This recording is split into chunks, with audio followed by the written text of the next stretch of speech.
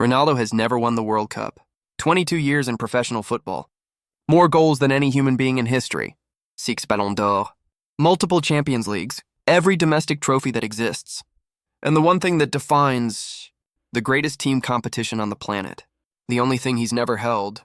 Most people see that as the one gap in the resume of the most decorated player alive. They're missing what's actually happening. Because what the human brain does when the most important thing in a life is still unfinished, and the last chance to finish it has finally arrived, is not what anyone predicted. It's not desperation. It's not sentiment.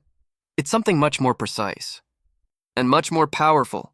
By the end of this, you'll understand exactly why Ronaldo at 41 might be playing the most psychologically complete football of his career, and why the force that's driving it is something you're carrying right now too. There is a version of Cristiano Ronaldo that nobody prepared for. Not the one with 6 Ballon d'Ors. Not the one with the obsessive training schedule and the surgical diet. Not the one who has spent 20 years trying to prove he is the greatest who ever played. A different version. Quieter, more focused, more dangerous. The assumption everyone makes about elite athletes in their 40s is the same assumption we make about most things that age. They slow down. The reaction's dull. The younger generation arrives. What we almost never ask is whether something else might be happening at the same time. Something inside the brain that doesn't deteriorate with age, but actually sharpens. In the 1990s, psychologist Laura Carstensen began studying what happens to human cognition and behavior when people perceive time as running out. She called her framework socio-emotional selectivity theory, and what she found was counterintuitive. In a way that still surprises people when they hear it. When humans sense that their time horizon is shrinking, whether because of age, because of a life change, or simply because they're aware that a chapter is closing, they don't fragment. They simplify. They shed everything that isn't essential. They stop spending energy on things that don't matter. And they often perform, both emotionally and cognitively, at the highest level of their lives. Think about the last time you had a real deadline. Not a vague one, a hard one.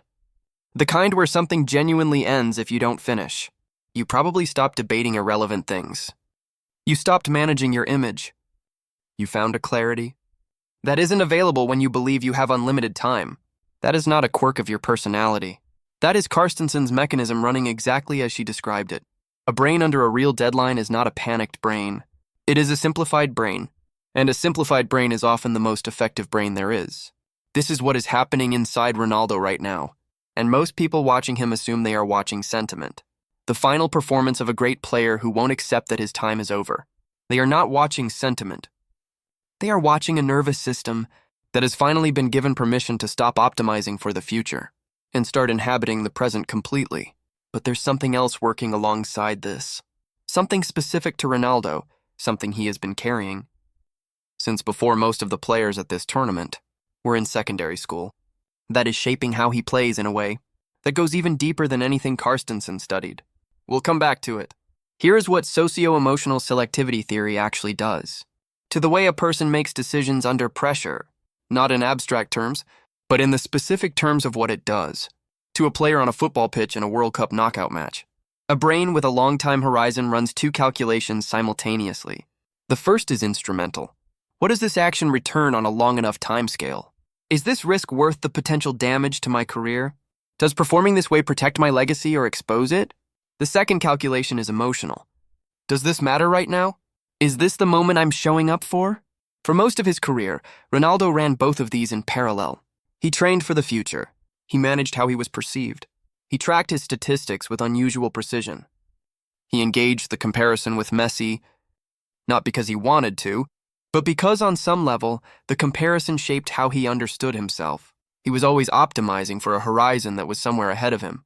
When that horizon closes, something shifts. The first calculation doesn't just diminish.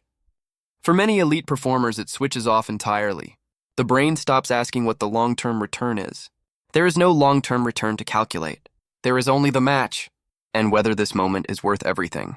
The focus that results is not the focus of someone trying harder. It is different in kind, not just degree. It is the focus of someone who has stopped hedging. You have experienced a version of this. Maybe in a relationship you knew was ending, where the conversations in the final weeks had a quality that 5 years of normal conversations hadn't managed. Maybe in a job you knew you were leaving, where you stopped managing your image and simply did the work you actually wanted to do. The ending didn't make you worse. It made you more present. It stripped away the noise and left something cleaner. Here's the finding that surprised even researchers working in this space.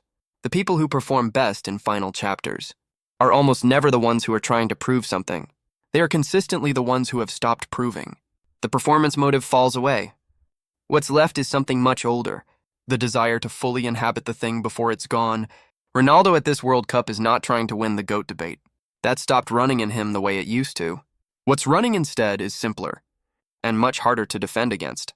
The desire to be entirely present for something that will never happen again. And that quiet shift, invisible from the outside, is what makes him more dangerous than he has been in a decade. But the cost of getting this wrong isn't just a missed title. It's something much more specific to how Ronaldo's brain is actually built. Ronaldo has won virtually everything football has to offer. Every major domestic league title, multiple Champions Leagues, more international goals than any player in history. There is exactly one thing missing from that list. He has never won the World Cup. In psychology, there is a concept called the Zeigarnik effect, named after Soviet researcher Bluma Zeigarnik, who first described it after noticing something unusual about waiters in a cafe. They could recall the details of unpaid orders with almost perfect accuracy, but the moment a bill was settled, the memory vanished. The brain, she observed, holds incomplete tasks in active working memory. In a way, it simply doesn't hold completed ones. Finished things get filed away. Unfinished things keep running. This is not metaphorical. The incomplete task generates a mild, persistent neurological tension, a background process that surfaces when you're trying to sleep, that pulls at your attention in quiet moments, that produces a low continuous signal that does not switch off until the task is done, or until the opportunity to do it is permanently gone. For 20 years, Ronaldo has carried the World Cup as an open file. Every tournament exit didn't resolve the tension. It made it tighter. The Zeigarnik loop doesn't weaken with repetition. It compounds. It becomes, over time, the background hum underneath an entire career. Think about the unfinished things you're carrying right now. The conversation you never finished. The thing you started and set down. The version of yourself you almost became, before something interrupted the process. Do those things sit still? Or do they pull at you in moments of quiet? For Ronaldo, this tournament is the last submission window. The file has been open for 20 years. And a brain that finally, genuinely, understands that this is the last chance for the loop to close, does not produce average effort. The Zeigarnik effect at full compression, combined with a nervous system that Carstensen would recognize immediately, does not produce a player who is winding down. It produces the most focused version of that player that has ever existed. The psychology nobody expected is two mechanisms working in the same direction at the same time.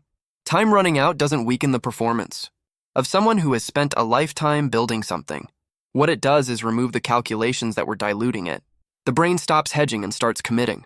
The noise falls away. What remains is the clearest version of what was always there.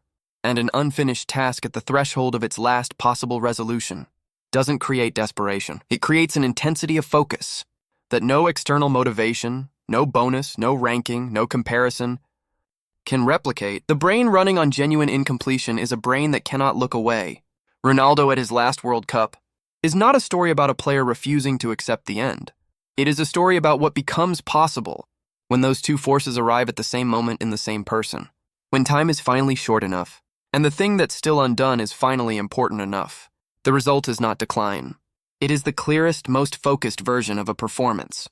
That was 40 years in the making. You have both of these forces running in your own life right now.